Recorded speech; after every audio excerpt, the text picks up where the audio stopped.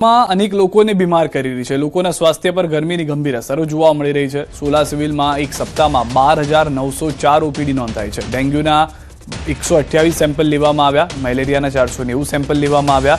ઝાડા ઉલટીના કેસમાં પણ વધારો થયો છે। ડિહાઇડ્રેશન, ચક્કર આવવા, બેભાન થઈ જવા, ઝાડા ઉલટીના કેસમાં પણ વધારો થયો છે। ગરમીમાં લોકોએ પ્રવાહી વધુ લેવાની સલાહ છે। વાસી ખોરાક ખાવાનું ટાળવું જોઈએ।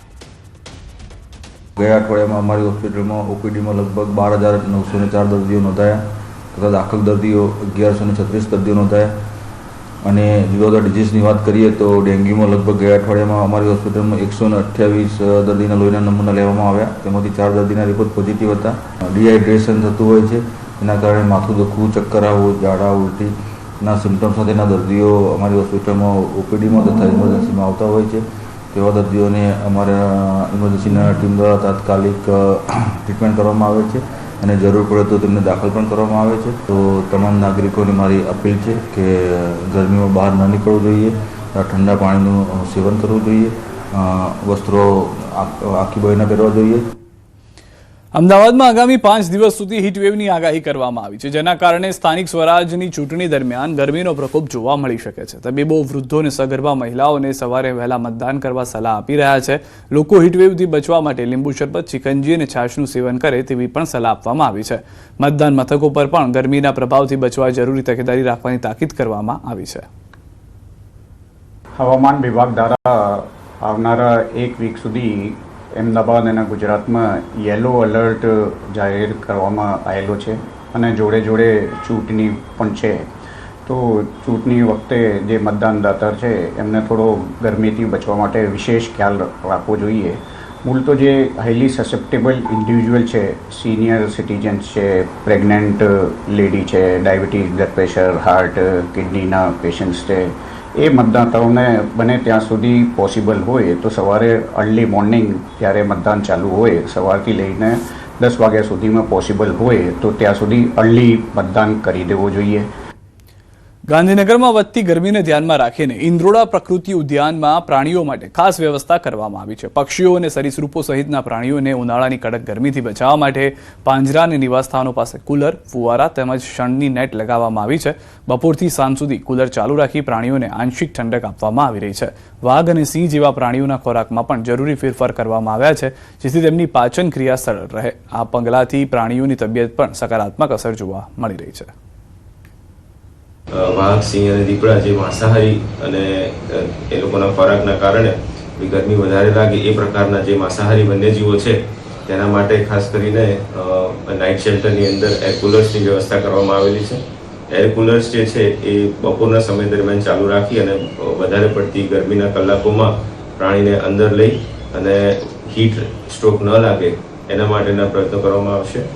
આ ઉપરાંત એના જે વન્યજીવોના ઇન્ફ્રાસ્ટ્રક્ચર છે, એને રહેવાના આવાસ છે, એ આવાસની અંદર જ સ્પ્રિંકલર્સ ગોઠવવામાં આવેલા છે।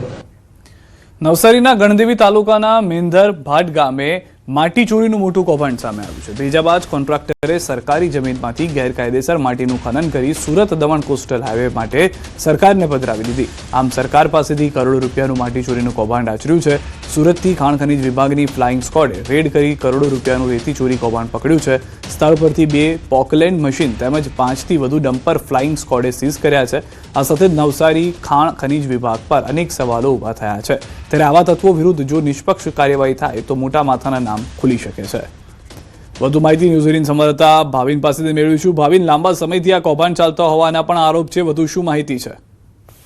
ચોક્કસથી સીધા જે સમગ્ર ઘટના છે નવસારી જિલ્લાના ગણદેવી તાલુકાની મેંધર ભાટની ઘટના છે અને ત્યાં જે રીતના હાલ નવનિર્મિત જે કોસ્ટલ હાઈવે બની રહ્યો છે અને આ કોસ્ટલ હાઈવેમાં આજે માટી ચોરી કરીને કોસ્ટલ હાઈવેનો જે પટ છે એ પૂરવામાં આવી રહ્યો હતો। એટલે ચોક્કસથી કહી શકાય કે જે કોન્ટ્રાક્ટરો છે જે માટી નાખી રહ્યા છે એ સરકાર પાસેથી તો કરોડો રૂપિયા માટી પુરાણના લેશે, પરંતુ જે માટી જે લોકો નાખી રહ્યા હતા એ માટી સરકારી જમીનમાંથી ચોરી કરીને જે કોસ્ટલ હાઈવેનું જે રોડનું નિર્માણ થઈ રહ્યું છે એમાં માટી પુરાણ કરી રહ્યા હતા। એટલે કે ચોક્કસથી કહી શકાય કે મોટા પાયે કરોડોનું કૌભાંડ છે। સ્થાનિકો દ્વારા આની ફરિયાદ કરવામાં આવી હતી, જેને લઈને સુરત ફ્લાઇંગ સ્કોડ દ્વારા આ વિસ્તારમાં રેડ પાડવામાં આવી હતી અને રેડમાં જે રેડ પાડી હતી ત્યારે અધિકારીઓને સમક્ષ પણ આવ્યું હતું કે આજે સરકારી જમીન છે અને ત્યાંથી માટી ચોરી કરીને અહીંયા નાખવામાં આવી રહી છે, જેને લઈને 2 પોકલેન્ડ મશીન અને 5 થી વધુ જે ડમ્પરો છે એ સીઝ કરી દેવામાં આવ્યા હતા. પરંતુ સિદ્ધાર્થ, સૌથી મોટી વાત છે કે જો સુરતથી ફ્લાઇંગ સ્ક્વોડ આવીને રેડ પાડી શકતી હોય તો નવસારી ખાણ ખનીજ વિભાગ નિંદ્રાધીન અવસ્થામાં હતું કે પછી પોતાની કોઈ મિલીભગત છે અધિકારીઓની કે આ ખાડા કાન કરીને આ કામ ધંધો જે માટી ચોરીનું જે કૌભાંડ ચાલી હતું એ ચલાવવામાં આવી રહ્યું. જી આભાર ભાવિન, સમગ્ર માહિતી બતાવ્યા. અમદાવાદથી ઉદયપુર તરફ જવાના નેશનલ હાઈવે રોડ નંબર 48માં શામળાજી નજીક બનાવાયેલા બ્રિજમાં મોટું ગાબડું પડતા હાઈવેની કામગીરી સામે અનેક સવાલો ઊભા થયા છે. 2 થી 3 વર્ષ અગાઉ જ બનેલા બ્રિજ ઉપરના રોડમાં ગાબડું પડતા સ્થાનિકો આ રોડમાં ભ્રષ્ટાચાર થયો હોવાના આક્ષેપ કરી રહ્યા છે કે આવડો મોટો ભૂવો આ નેશનલ હાઈવે ઉપર જો હોય તો બીજા રોડ ઉપર શું સ્થિતિ હોય. સરકાર કરોડો રૂપિયા ખર્ચે છે. કરોડો રૂપિયા ખર્ચીને જે કોન્ટ્રાક્ટરોને આ જે કામ આપે છે એ કામની ઊંચી ગુણવત્તા હોય એવું સરકાર પણ ઈચ્છે છે. તો વચ્ચે ક્યાંક ભ્રષ્ટાચારની બૂ પણ આમાં નહીં આવતી હોય એવું આપણને લાગે છે. આ રોડ ઉપર રોજ હું અપડાઉન કરું છું. આ રોડ અમદાવાદ અને દિલ્હી એને નેશનલ હાઈવે છે. એના ઉપર આટલું મોટું ગાબડું પડી જાય એમાં કોઈક નેશનલ હાઈવે ઓથોરિટીની ભ્રષ્ટાચારની બૂ આવે છે. ભૂતકાળમાં પણ કેટલીક ગંભીરા બ્રિજ જેવી ઘટનાઓ ઘટેલી છે. તો આ બ્રિજ સત્વરે રિપેર કરી અને વાહનો પૂર્ણ વ્યવસ્થિત ચાલુ થાય એવી અમે ઈચ્છીએ છીએ. સમાચારો